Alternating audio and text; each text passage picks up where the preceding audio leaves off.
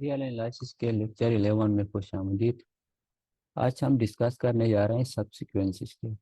इससे पहले हम सीक्वेंसेस को थोड़ा रिकॉल करते हैं। एक सीक्वेंस एक्स एन है तो उसकी टर्म्स होती हैं कि x one, x two, x three, x four up to so on. और ये सीक्वेंस की टर्म जो है वो रिपीट नहीं होती है। फॉर एग्जांपल, एक सीक्वेंस एक्स एन है which is equal to 1/n। तो इसको मैं लिखता हूँ, जब इसको ओपन करते हैं तो ये 1/2, 1/3, 1/4, 1/5, 1/6 अप टू सो ऑन होता है। तो इस सीक्वेंस से यहाँ पे देखिए, ये इसकी फर्स्ट टर्म है, ये इसकी सेकंड टर्म है, ये इसकी थर्ड टर्म है, ये फोर्थ टर्म है। इस तरह से इसकी टर्म्स है। लेकिन जब मैं दूसरा सीक्वेंस लेता हूँ, x n is equal to 1/2n, तो जब एन की जगह 1 पुट करता हूँ तो ये 1/2 आएगा, और फिर 1/4 आएगा, फिर 1/6 आएगा, फिर 1/8 आएगा, अप टू सो ऑन होगा। यहाँ पे देखें, जो 1/n सीक्वेंस है उसको 1/2n सीक्वेंस से जब हम कंपेयर करते हैं तो ये इसकी सेकंड टर्म इसकी फर्स्ट टर्म बन रही है, इसकी फोर्थ टर्म इसकी सेकंड टर्म बन रही है, इसकी सिक्स टर्म इसकी थर्ड टर्म बन रही है। यानी ये एक्स, इसको मैं लिखता हूँ एक्स एन वन, क्योंकि और इसको मैं लिखता हूँ एक्स एन टू, इसको लिखता हूँ एक्स एन थ्री, और ये एक्स एन फोर। और इसकी हर टर्म देखो टोटली इसमें कंटेंट करती है, तो इसको कहते हैं सब सीक्वेंसेस। यानी सीक्वेंस की जो टर्म है, कुछ टर्म के अलावा बाकी टर्म इसमें इंक्लूड हो जाए तो इसका सब सीक्वेंस होता है। और इसकी डिफिनेशन डिस्कस करते हैं।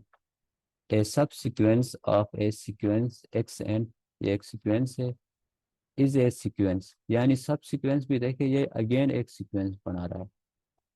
सब सीक्वेंस का सब सीक्वेंस अगेन एक सीक्वेंस बनाएगा, लेकिन ये इसका सबसेट होता है।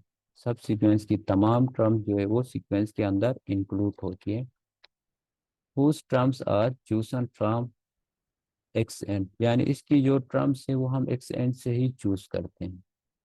जो ओरिजिनल सीक्वेंस है वो ही चूज करते हैं इन ए स्ट्रिक्टली इंक्रीजिंग ऑर्डर। और इन टर्म्स को हम स्ट्रिक्टली इंक्रीजिंग ऑर्डर में चूज करते हैं। कैसे करते हैं? जैसे सब सीक्वेंस 1/2n को हमने चूज किया, एक्स 1/2, 1/4, 1/8, यानी फर्स्ट टर्म जो इसकी सेकंड टर्म थी, और फिर सब सीक्वेंस की सेकंड टर्म ओरिजिनल सीक्वेंस की फोर्थ टर्म थी। इस तरह से हमने चूज किया था। तो ये टर्म जो है वो स्ट्रिक्टली इंक्रीजिंग में हो सकती है। हम इस तरह नहीं करते हैं कि यहाँ से ये जैसे मैंने ये फोर्थ टर्म चूज किया, इसकी फोर्थ टर्म इसकी सेकंड टर्म बन गई, फिर अगेन मैं यहाँ से कोई इसकी थर्ड टर्म चूज नहीं कर सकता हूँ। जैसे ये सीक्वेंस से 1/2 हो गया, फिर 1/4 हो गया। तो इसकी जो मैंने जो टर्म सेलेक्ट की थी, इसकी ओरिजिनल सीक्वेंस की ये सेकंड टर्म है, ये फोर्थ टर्म है। फिर अगर मैं थर्ड टर्म सेलेक्ट कर दूँ तो ये सब सीक्वेंस नहीं होगा। जो टर्म हम सेलेक्ट करते हैं वो स्ट्रिक्टली इंक्रीजिंग ऑर्डर में सेलेक्ट करते हैं।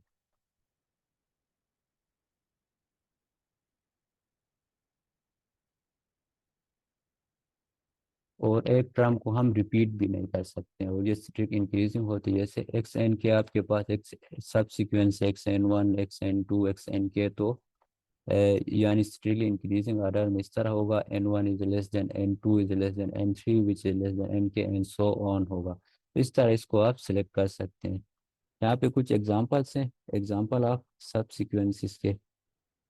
जैसे x n is equal to x one, x two, x three is an arbitrary sequence of real number है, तो then x two, x three, x seven, x ten is a subsequence of x N होगा। यानी यहाँ से जो original sequence है उसमें से कुछ टर्म्स हमने चूज किए, एक्स टू चूज किया, फिर एक्स थ्री चूज किया, फिर एक्स सेवन चूज किया। तो इस तरह से हमने चूज किया है। ये इसकी कोई आर्बिट्ररी टर्म्स चूज कर दिया ओरिजिनल सीक्वेंस से, तो ये सब सीक्वेंस बनेगा। और ये सब सीक्वेंस क्यों है? क्योंकि हमने जो स्ट्रिक्टली इंक्रीजिंग ऑर्डर में चूज किया है। जैसे जो सब सीक्वेंस की टर्म X n1 है, फर्स्ट टर्म जो है वो ओरिजिनल सीक्वेंस की सेकंड टर्म है, X2 है। और Xn2 जो है वो ओरिजिनल सीक्वेंस की X3 है। और ये सब सीक्वेंस की टर्म Xn3 जो है वो ओरिजिनल सीक्वेंस की सेवंथ टर्म है। तो जब हम इनको कंपेयर करते हैं तो n1 = 2 है। सीक्वेंस की n1 जो है वो सब सीक्वेंस की टर्म को शो कर रहा है, यो 2 जो है वो सीक्वेंस की टर्म को शो कर रहा है। तो सब सीक्वेंस की फर्स्ट टर्म सीक्वेंस की सेकंड टर्म है, और सब सीक्वेंस की सेकंड टर्म सीक्वेंस की थर्ड टर्म है। सब सीक्वेंस की थर्ड टर्म n3 जो है वो सीक्वेंस की सेवंथ टर्म है, और सब सीक्वेंस की फोर्थ टर्म जो है वो सीक्वेंस की 10th टर्म है। और ये देखिए स्ट्रिक्टली इंक्रीजिंग ऑर्डर में n1 is less then n2 is less then n3 is less then n4 होगा। और ये देखें रिपीट नहीं हो सकता है। हम अगेन दोबारा n3 के बाद दोबारा n3 नहीं ले सकते, या n3 के बाद n2 नहीं लिख सकते। तो ये स्ट्रिक्टली इंक्रीजिंग में होगा। और उसके बाद जो हमने एम टेल ऑफ सीक्वेंस पढ़ा था, एम टेल जो है सब सीक्वेंस की एक स्पेशल केस है, क्योंकि 1/n एक सीक्वेंस है, तो 1/n+1 इसकी वन टेल थी। तो 1/n+1 जो है 1/n की एक सब सीक्वेंस होगी। कैसे होगी? जैसे 1/n की term 1, 1/2, 1/3 up to so on, इस तरह है। और ये इसकी फर्स्ट टर्म है, ये सेकंड टर्म है, ये थर्ड टर्म है, अप टू सो ऑन। तो जब इसमें 1 पुट करते हैं तो ये 1/2 होगा, फिर 1/3 होगा, फिर 1/4 होगा। अभी देखिए ये इसका सब सीक्वेंस है, क्योंकि इसमें जब 1/n+1 की जो फर्स्ट टर्म है वो ओरिजिनल सीक्वेंस की सेकंड टर्म है, इसकी सेकंड टर्म इसकी थर्ड टर्म है। और ये 1/n+1 टोटली 1/n में कंटेन करता है।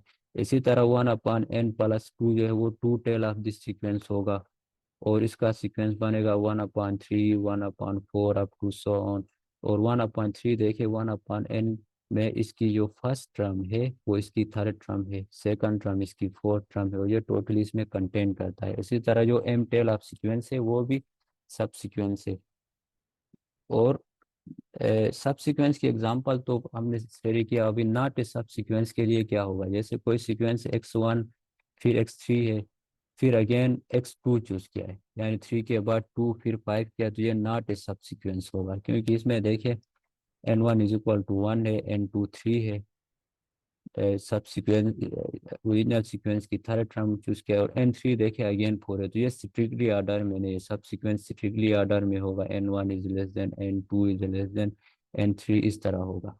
लेकिन n1 देखिए 1 है, विच इज लेस देन n2 3 है, which is not less than n3 2 है। तो ये इससे लेस देन स्ट्रिक्टली ऑर्डर में नहीं हो। इसी तरह सिमिलरली ये सब सीक्वेंस देखिए X1 है, उसके बाद फर्स्ट टर्म, उसके बाद X2 है, X3 है, अगेन X3 है। तो यानी सब सीक्वेंस में हम सीक्वेंस की टर्म को रिपीट भी नहीं कर सकते हैं। इसकी सब सीक्वेंस की सेकंड टर्म और सब सीक्वेंस की थर्ड टर्म हमने सीक्वेंस की थर्ड टर्म से उठाया, तो ये भी रॉन्ग है। और इसके बाद देखिए सीक्वेंस टर्म वाइज होगा, उसमें नंबर इंक्लूड नहीं होगा। जैसे X2 है, उसके बाद 0 आ रहा है, X4 फिर 1 आ रहा है, ये सीक्वेंस की कोई टर्म्स नहीं है। अगर सीक्वेंस की कोई टर्म, ओरिजिनल सीक्वेंस की कोई टर्म इंक्लूड ना हो तो वह वो सब सीक्वेंस नहीं होगा। जैसे आपके पास सीक्वेंस है 1/n, ये बनता है 1, 1/2, 1/3 अप टू सो ऑन, ये सीक्वेंस बन रहा है।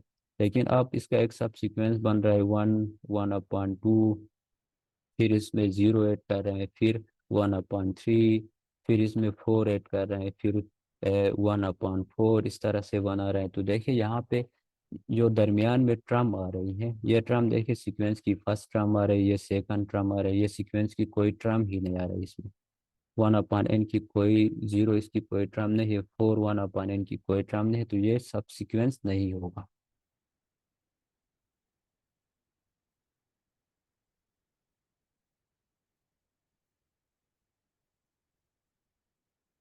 कंस्ट्रक्शन ऑफ सब sequence from A given sequence से हम सब सीक्वेंस कंस्ट्रक्शन किस तरह करते हैं उसके एग्जांपल्स हैं, तो ये हम नेक्स्ट लेक्चर में डिस्कस करते हैं।